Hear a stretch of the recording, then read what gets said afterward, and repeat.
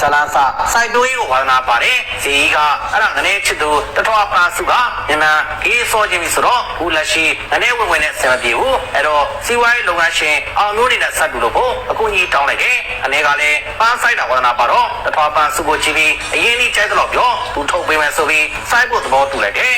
ပြီးတော့အနေနဲ့သူမနီးစပ်အောင်တပည့်လူအကွက်ရွှေခံလိုက်ပြီးအနေရွှေလိုက်တဲ့အကွက်ကစီကြီးထောင်နှန်းဆံမဲ့ကွာဒါနဲ့သူမအောင်မျိုးနေစီလိုက်လာပြီးအဖြစ်တင်ဘူးအပြစ်နိုင်ဘူးဆိုလဲငနေကမရဘူးချစ်တဲ့တော့အားလိုက်ပြီဆိုတာကြီးပဲကျမချစ်သူရှိတဲ့ခွက်စီရမယ်ဆိုလဲငနေကစေးမယ်ဆိုတာကြီးပဲမဟုတ်ရင်စီကြီးကိုထောင်ထဲထည့်ပြမယ်ဆိုတော့သူမတို့နှစ်ယောက်ပိုင်ဆိုင်မှုတွေကိုအကျွေးနဲ့အောင်မျိုးနဲ့စီသွဲပေးခဲ့ပြီးထွက်ပြေးလာခဲ့ကြတယ်အဲ့ဒါသူတို့နှစ်ယောက်ဒီဘက်ပေါက်ကထွက်ပြီးဟိုဘက်ပေါက်ကပြန်ဝင်တော့အိမ်ကကြည့်ပဲဟိုမှာပုံစံတူနေတာ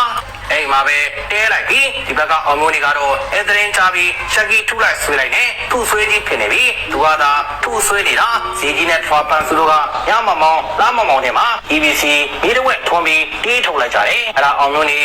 သူတို့ဘယ်လောက်တီးကျူးမဆိုင်ဘူးဆိုပြီးမရရအောင်သူများ TV သားတထွားပန်းစုကိုရအောင်တွေးယူလိုက်တယ်အနေမှာခင်ဗျာအတိဘောလုံးကြကြပဲဟိုကတီးတိုင်းဒီကထုတ်လိုက်နဲ့အားကျုံမရတော့ခဏလေးနဲ့ပူစကေးဖြစ်ရောပူစကေးကတိုးတက်အရင်တီးတဲ့ဈေးကြီးဖြစ်ရမယ်ဆိုပြီးဘူစကေးတာကိုငနေမချင်တတ်ပြန်ဘူးတခါဈေးကြီးကဘူစကေးနာမှာနေရှင်တော့အောင်မျိုးနေစီမှာပဲဘာပဲလောက်ရလို့ဟာလောက်ပြီးနေပြပြီဆိုပြီးအနေစီကိုရောက်ချလာပြန်ရောအဲ့ဒါငနေကိုဆိုင်တဲ့အတီးကိုမစားပဲသူများစားနေတာကိုအေးချရတယ်ကွာတခါနားလဲအောင်တက်တဲ့အောင်မျိုးနေဆိုင်ကကိုပန်းရှင်းလုပ်နေတော့ဘဲတွေရောက်လာပြီးနေရာစားလို့ဆိုပြီးငနေကိုထိုးတာဒါကိုတထွားပန်းစုကြီးစရာတစ်ခုလိုမြင်ပြီးလိုက်ရီတော့အနေလေသူမနောက်ထပ်ရီလာအောင်ခြံထဲကအလုပ်သမားနဲ့ရန်ပြစ်ချအောင်ဆောင်လိုက်တယ်။နောက်နေ့အောင်မျိုးနဲ့တတော်ပန်းစုကလေးမွေးလာရင်ဇရာရှုံးမှာဆိုလို့ဆိုပြီးစီကြီးကိုကလေးနဲ့ပတ်သက်ကြောင်းစာချုပ်ချုပ်ခံလိုက်တယ်။သူတို့ကိစ္စပြီးတော့တတော်ပန်းစုဘူစကေကိုရင်းနေရင်ချလို့တခါတည်းကြီးစားတန်းရတဲ့ရွယ်ကင်းမဝတီးထုတ်ပြလိုက်တယ်။အဲ့ဒါကင်းမကြီးစားက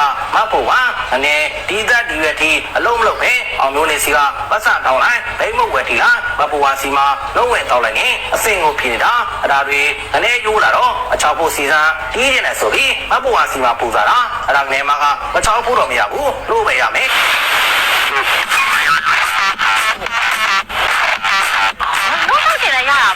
ဘယ်လိုစိန်လို့ကျွဲလို့ကြိုက်တာတော့ဆိုပြီးပြောလိုက်တယ်ဒီဘက်ကစေကြီးကလည်းကင်မွန်ကိုအရာလုံးလိုက်ကိုအောင်မျိုးနေစီမှာတောင်းဆိုတာအဲ့ဒါကနေကမင်းရဲ့ပါဆိုင်လေဘာနဲ့ပါဆိုင်လေမင်းသားဒုက္ခရောက်သွားမယ်လို့ဆိုပြီးစာကျုံးနဲ့ချင်းချောက်လိုက်တယ်အဲ့ဒါကနေအောင်မျိုးနေစီမှာတောင်းဆိုကမှကင်မွန်အုပ်စုကော်ရီရှူပြီးအောင်မျိုးနေလေသူသားမဟုတ်တဲ့ကင်မွန်နဲ့စေကြီးကိုရန်တိုက်ပြလိုက်တယ်အောင်နေမဖို့ပါအနေကာပေါ်မှာကော်ဘူးနဲ့ဖိုင်တန်လန်ကိုတွေ့တော့အဲ့ဒါကနေကလေးတွေလက်ဆော့သွားတာဆိုပြီးညားလိုက်တယ်ပြီးတော့ငနေကော်ရှူဖို့အတွက်တထွားပန်းစုစီကပတ်စံနေဆွဲလို့ပြီးကော်ရီသွားရှူနေတာဒါကိုရင်းပြီးတဲ့မဖို့ဝါကမိဘရဲ့စီလာတိုင်တော့အဲ့ဒါအောင်မျိုးနေမတုံမလုံးလှလူလို့ပြီးသူမကိုပြခန်းလိုက်ရောဒီဘက်ကဈေးကြီးသားကြောင်တီးကျင်တော့မဖို့ဝါလာကိုလမ်းထိပ်ကဆော်ပြီးအကျိုးကြောင့်မင်းနဲ့အဲဒီကစားပြီးအနေကင်းမော်တော့ကိုနောက်ရောက်ခံလိုက်တယ်နောက်နေ့အနေသားတော့ဘီယာဆိုင်မှာဘိမုတ်ရောင်းဝယ်လို့တာအဲ့ဒါဈေးကြီးရောက်ချလာပြီးဆုံးမတော့အုံးစားတယ်ခေါင်းစားတယ်ဘဲကြီးဆိုပြီးနောက်တဲ့သူတို့ကိစ္စဝင်ပါဖို့တတိပြလိုက်တယ်အလိုနဲ့ငနေရောင်းဝယ်ခေါင်းလာတော့ရောဘတ်တက်ပြီးအောင်မျိုးနေစီမှာရင်းနှီးလို့ဖို့ပတ်စံတောင်းတာအနေတောင်းတဲ့ငွေကအရန်များနေရနဲ့ဈေးကြီးအဖြစ်သက်တာမဖြစ်အောင်အဲ့လောက်များတဲ့ငွေကိုထုတ်မပေးဖို့တာတော့အနေအကြီးတင်ပြီးဈေးကြီးကိုဖမ်းပြီးနှိပ်စက်ပြလိုက်တယ်အဲ့ဒါငနေအဖေကိုနှိပ်စက်ရင်အရေးကြီးမှဆိုတော့အောင်မျိုးတွေကမင်းဖေမဟုတ်ဘူးဆိုပြီးဖွင့်ပြောလိုက်တာအဲစကားအောင်မျိုးတွေစီရောက်လာပြီးအောင်မျိုးတွေကတခါဈေးကြီးကိုပုံကြီးချဲပြီးမင်းအဖေကိုတတာသူ့ဝဲဆိုပြီးအမှုကြီးအောင်စော်ထုတ်ပြလိုက်တယ်အဲ့ဒါငနေလေအဖေကိုတတ်တဲ့ဈေးကြီးကိုဒါမှကျင်းနေမယ်ဆိုပြီးဒါနဲ့ခါပြီးကိုအချက်ပေါင်းများကထိုးတင်ပြလိုက်တယ်ခဏနေတထွားပန်းစုရလာတော့မင်းမာပြီး